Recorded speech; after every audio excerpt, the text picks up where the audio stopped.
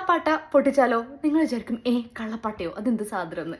ഇതാണ് കള്ളപ്പാട്ട. ഓരോ നാട്ടിലും ഓരോ പേരാണ്. ഞങ്ങൾ കണ്ണൂർ ജില്ലയിൽ ഇതിനെ കള്ളപ്പാട്ട, ഭണ്ഡാരപ്പെട്ടി എന്നൊക്കെ പറയും. ജിബനാന്റെ നാട്ടിൽ വയനാട് കുറ്റി എന്നാണ് പറയാ. കുറ്റി അവനെന്ന് എന്താ മരത്തിന്റെ കുറ്റിയാണോ? എനിവൈസ് ഇത് മക്കൾക്ക് സമ്പാദ്യശീലം വളരാൻ വേണ്ടിയിട്ട് ജിബനാന്റെ അച്ഛൻ കഴിഞ്ഞ വെക്കേഷനിൽ ഞങ്ങൾക്ക് വാങ്ങിച്ചു തന്ന സാധനമാണ്. ഇത് ജിബനാട്ടൻ്റെ കണ്ടോ, ഇതിലൊരു സാധനമില്ല. ഇത് എൻ്റെത്. ജിബനാന്റെ പോക്കറ്റിനൊക്കെ പൈസ അടിച്ചു മാറ്റി ഞാൻ ഇടുന്നത് കൊണ്ട് എൻ്റെതിന് നല്ല വെയിറ്റ് ഉണ്ട്. ഇങ്ങനെ നന്നായിട്ടൊന്ന് ഇത് പൊട്ടി തകർന്ന് വന്ന് എന്റെ 500 റിയാലൊക്കെ എവിടെ? കള്ള 500 റിയാലൊക്കെ ഇട്ടിട്ടുണ്ട്.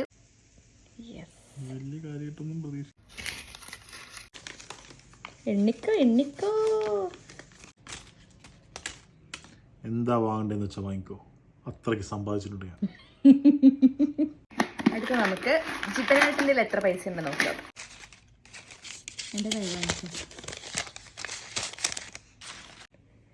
ജിബനാട്ടൻ്റെ കള്ളപ്പാട്ട് പൊട്ടിച്ചപ്പോൾ കിട്ടിയ പൈസയാണിത്. 1 റിയാൽ മാത്രമേ ഉള്ളൂ, വേറെ ഒന്നുമില്ല. വരേണ്ട പൈസയാണ് മുഴുവൻ നീ എടുത്തിട്ടത്. ഇതൊക്കെ ശരിക്കും അങ്ങനെ നമ്മുടെ കുച്ചുപൊട്ടിക്കൽ പരിപാടിയൊക്കെ കഴിഞ്ഞു. ഇത് ജസ്റ്റ് ഞാൻ കോയിൻ മാത്രം കാണിച്ചതാണ്. ഒരു 2000 റിയാലിൻ്റെ അടുത്ത് നമുക്ക് കിട്ടിയിട്ടുണ്ട്. അത് വെച്ച് ജിബനാണ് എനിക്ക് എന്തോ വാങ്ങിത്തരുന്നുണ്ട് പോലും. അപ്പോൾ ബൈ ബൈ. സർപ്രൈസ് ഉണ്ട്.